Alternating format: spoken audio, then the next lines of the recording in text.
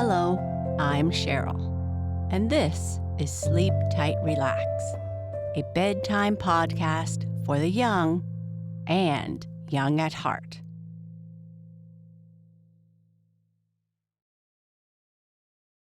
For extra bedtime stories, mindfulness activities, and sound and music for sleep, please consider subscribing to Sleep Tight Premium.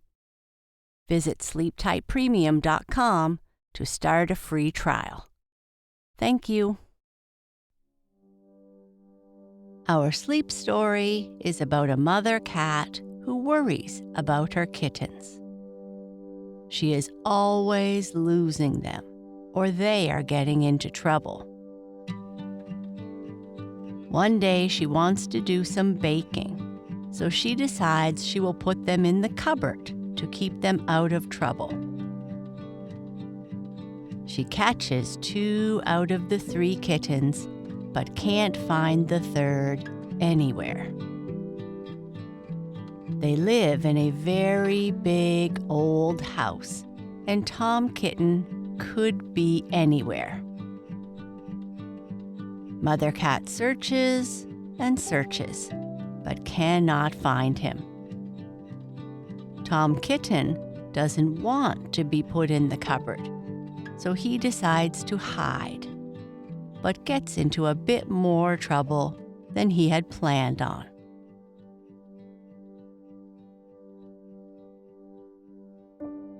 But before we continue with our story, let's start by making sure you are comfy and take some big belly breaths. Breathing in slowly through your nose and slowly out through your mouth.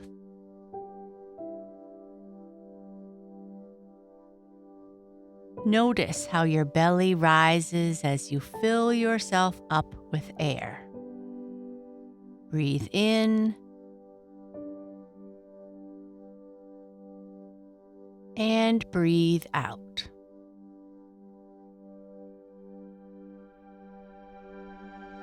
Notice how relaxing it feels as you release the breath. Breathe in and breathe out. As you breathe out, imagine the excitement of the day floating away. Breathe in. Hold and breathe out. You are becoming relaxed, calm, and peaceful. One more time. Breathe in. Hold and breathe out. Perfect. Now, let's continue with the roly-poly pudding.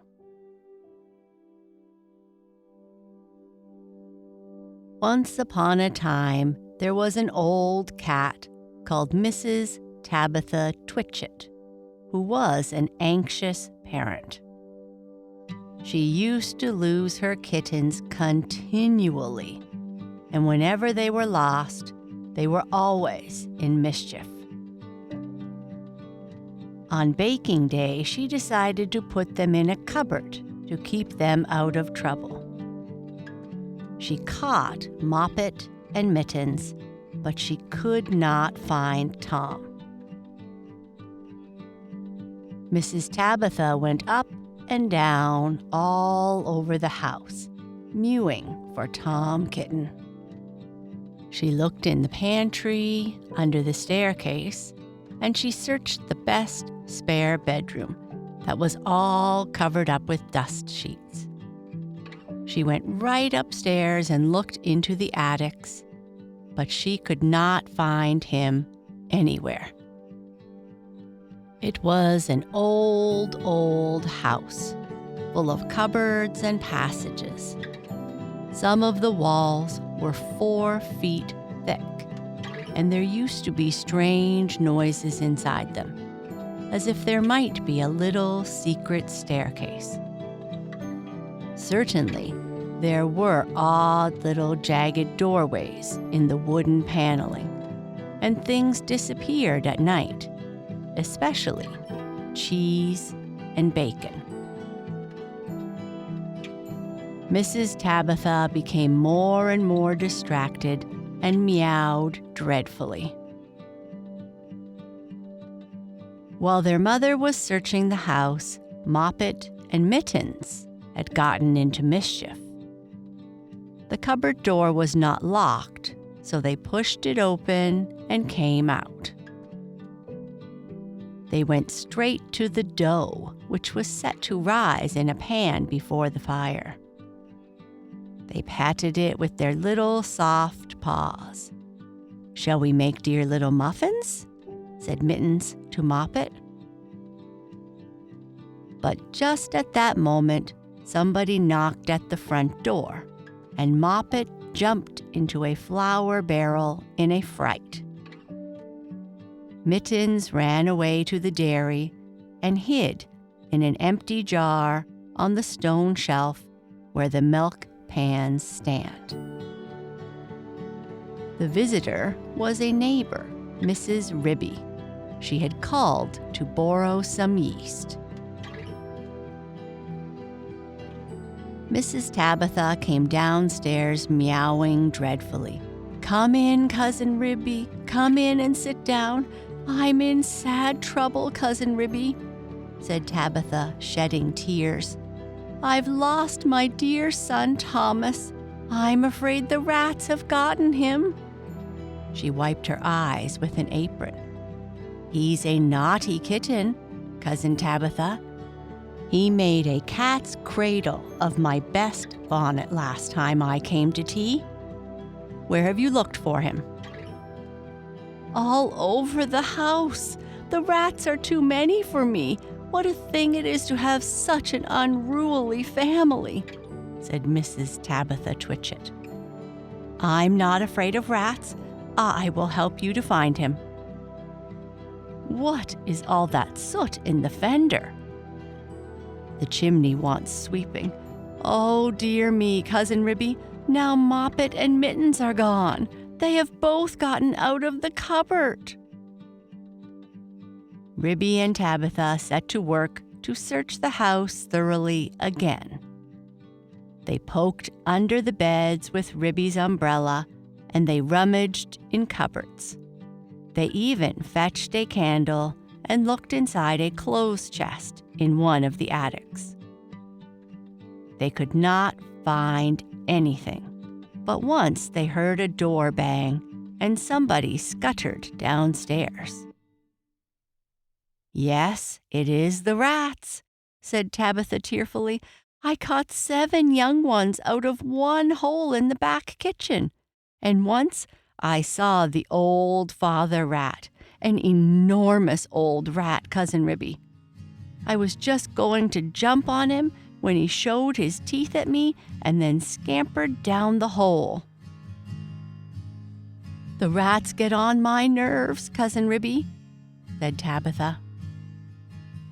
Ribby and Tabitha searched and searched. They both heard a curious roly-poly noise under the attic floor, but there was nothing to be seen. They returned to the kitchen. "Here's one of your kittens at least," said Ribby, dragging Moppet out of the flour barrel. They shook the flour off her and set her down on the kitchen floor. She seemed to be in a terrible fright. "Oh, Mother, Mother," said Moppet. "There's been an old woman rat in the kitchen, and she's stolen some of the dough." The 2 cats ran to look at the dough pan. Sure enough, there were marks of little scratching fingers, and a lump of dough was gone. "Which way did she go, Moppet?" but Moppet had been much too frightened to peek out of the barrel again. Ribby and Tabitha took her with them to keep her safely in sight while they went on with their search. They went into the dairy. The first thing they found was Mittens, hiding in an empty jar. They tipped over the jar and she scrambled out. "Oh, Mother, Mother," said Mittens. "Oh, Mother, Mother, there has been an old man rat in the dairy, a dreadful, enormous, big rat, Mother, and he's stolen a pat of butter and the rolling pin." Ribby and Tabitha looked at one another. A rolling pin and butter? "Oh, my!" exclaimed Tabitha. "A rolling pin?" said Ribby. "Did we not hear a roly-poly noise in the attic when we were looking into that chest?" Ribby and Tabitha rushed upstairs again. Sure enough, the roly-poly noise was still going on, quite distinctly, under the attic floor. "This is serious, Cousin Tabitha," said Ribby. "We must send for John Joyner at once." Now this is what had been happening to Tom Kitten, and it shows how very unwise it is to go up a chimney in a very old house where a person does not know their way and where there are enormous rats. Tom Kitten did not want to be put in a cupboard. When he saw that his mother was going to bake, he was determined to hide. He looked around for a nice, convenient place, and he fixed upon the chimney. The fire had only just been lit, and it was not hot, but there was a white, choky smoke from the green sticks. Tom Kitten got upon the fender and looked up. It was a big, old-fashioned fireplace. The chimney itself was wide enough inside for a man to stand up and walk about, so there was plenty of room for a little tomcat. He jumped right up into the fireplace, balancing himself upon the iron bar where the kettle hangs. Tom Kitten took another big jump off the bar and landed on a ledge high up inside the chimney, knocking down some soot into the fender. Tom Kitten coughed and choked with the smoke. He could hear the sticks beginning to crackle and burn in the fireplace down below. He made up his mind to climb right to the top and get out on the roof and try to catch sparrows. "I cannot go back. If I slipped, I might fall in the fire and singe my beautiful tail and my little blue jacket." The chimney was a very big, old-fashioned one. It was built in the days when people burnt logs of wood upon the hearth. The chimney stack stood up upon the roof like a little stone tower, and the daylight shone down from above under the slanting slates that kept out the rain. Tom Kitten was getting very frightened. He climbed up and up and up. Then he waded sideways through inches of soot. He was like a little chimney sweep himself. It was most confusing in the dark. One flue seemed to lead into another. There was less smoke, but Tom Kitten felt quite lost. He scrambled up and up. But before he reached the chimney top, he came to a place where somebody had loosened a stone in the wall. "This seems funny," said Tom Kitten. "I wish I had never come here. What a funny smell. It is something like a mouse, only dreadfully strong.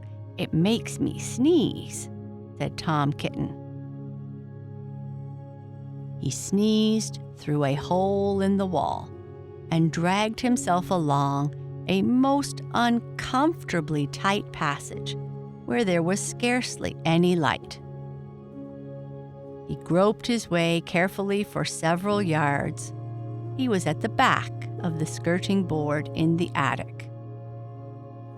All at once, he fell head over heels in the dark, down a hole, and landed on a heap of very dirty rags. When Tom Kitten picked himself up and looked about him, he found himself in a place that he had never seen before, although he had lived all of his life in this house. It was a very small, stuffy, fusty room with boards, rafters, and cobwebs. Opposite to him, as far away as he could sit, was an enormous rat. "What do you mean by tumbling into my bed all covered with dirt?" said the rat, chattering his teeth. "Please, sir, the chimney needs sweeping," said poor Tom Kitten. "Anne-Marie! Anne-Marie!" squeaked the rat. There was a pattering noise, and an old woman rat poked her head around a rafter.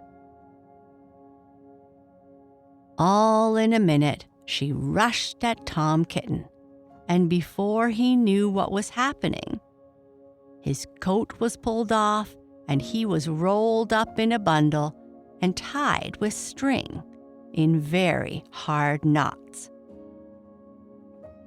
Anne-Marie did the tying. The old rat watched her and took a snuff, and when she had finished, they both sat staring at him with their mouths open. "Anne-Marie," said the old man rat, whose name was Samuel Whiskers. "Anne-Marie, make me a dumpling roly-poly pudding for my dinner." "It requires dough and a pat of butter and a rolling pin," said Anna-Maria, considering Tom Kitten with her head on one side. "No," said Samuel Whiskers. "Make it properly, Anna-Maria, with breadcrumbs." "Nonsense! Butter and dough," replied Anna-Maria. The two rats consulted together for a few minutes and then went away. Samuel Whiskers got through a hole in the wooden panels and went boldly down the front staircase to the dairy to get the butter. He did not meet anybody. He made a second journey for the rolling pin. He pushed it in front of him with his paws, like a man pushing a barrel. He could hear Ribby and Tabitha talking, but they were busy lighting the candle to look into the chest. They did not see him. Anna-Maria went down by way of the skirting board and a window shutter to the kitchen to steal the dough. She borrowed a small saucer and scooped up the dough with her paws.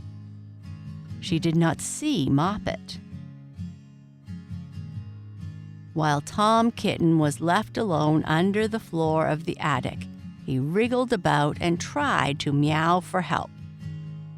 But his mouth was full of soot and cobwebs, and he was tied up in such very tight knots he could not make anybody hear him.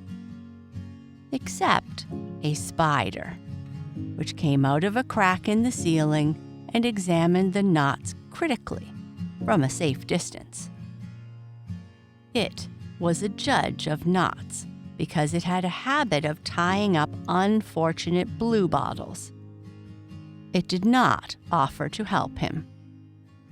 Tom Kitten wriggled and squirmed until he was quite exhausted. Soon the rats came back and set to work to make him into a dumpling. First they smeared him with butter, and then they rolled him in the dough. "Will not the string be very indigestible, Anna Maria?" inquired Samuel Whiskers. Anna Maria said she thought it was of no consequence, but she wished that Tom Kitten would hold his head still, as it disrupted the pastry. She grabbed onto his ears. Tom Kitten bit and spat and meowed and wriggled, and the rolling pin went roly-poly roly, roly-poly roly. The rats each held an end. "His tail is sticking out. You did not get enough dough, Anna Maria." "I fetched as much as I could carry," replied Anna Maria. "I do not think," said Samuel Whiskers, pausing to take a look at Tom Kitten. "I do not think he will be a good pudding. He smells sooty." Anna Maria was about to argue the point when all at once there began to be other sounds up above. The rasping noise of a saw and the noise of a little dog scratching and yelping. The rats dropped the rolling pin and listened carefully. "We are discovered and interrupted, Anna Maria. Let us collect our property and other people's and leave at once." "I fear that we will have to leave this pudding." "But I am sure that the nuts would have proved indigestible, whatever you may say to the contrary." "Come away at once and help me," said Anna Maria. "I have got half a smoked ham hidden in the chimney." So it happened that by the time John Joyner had got the plank up, there was nobody under the floor except the rolling pin and Tom Kitten in a very dirty dumpling. But there was a strong smell of rats, and John Joyner spent the rest of the morning sniffing and whining and wagging his tail, and going round and round with his head in the hole. Then he nailed the plank down again and put his tools in his bag and came downstairs. The cat family had quite recovered. They invited him to stay for dinner. The dumpling had been peeled off Tom Kitten and made separately into a bag pudding with currants in it to hide the dirt. They had been obliged to put Tom Kitten into a hot bath to get the butter off. John Joyner smelt the pudding, but he regretted that he had no time to stay for dinner because he had just finished making a wheelbarrow for Mrs. Potter, and she had ordered 2 hen coops. And when I was going to the post office late in the afternoon, I looked up the lane from the corner and I saw Mr. Samuel Whiskers and his wife on the run, with big bundles on a little wheelbarrow, which looked very much like mine. They were just turning in at the little gate of the barn of Farmer Potatoes. Samuel Whiskers was puffing and out of breath. Anna Maria was still arguing in shrill tones. She seemed to know her way, and she seemed to have a quantity of luggage. I am sure I never gave her permission to borrow my wheelbarrow. They went into the barn and hauled their parcels with a bit of string to the top of the hay mound. After that, there were no more rats for a long time at Tabitha Twitchett's. As for Farmer Potatoes, he has been nearly driven to distraction. There are rats and more rats in his barn. They eat up the chicken food, steal the oats and bran, and make holes in the meal bags. And they are all descended from Mr. and Mrs. Samuel Whiskers. Children and grandchildren and great-great-grandchildren. There is no end to them. Moppet and Mittens have grown up into very good rat catchers. They go out rat catching in the village, and they find plenty of jobs. They charge so much a dozen and earn their living very comfortably. They make marks in a row on the barn door to show how many they have caught, dozens and dozens of them. But Tom Kitten has always been afraid of a rat. He doesn't dare face anything that is bigger than a mouse.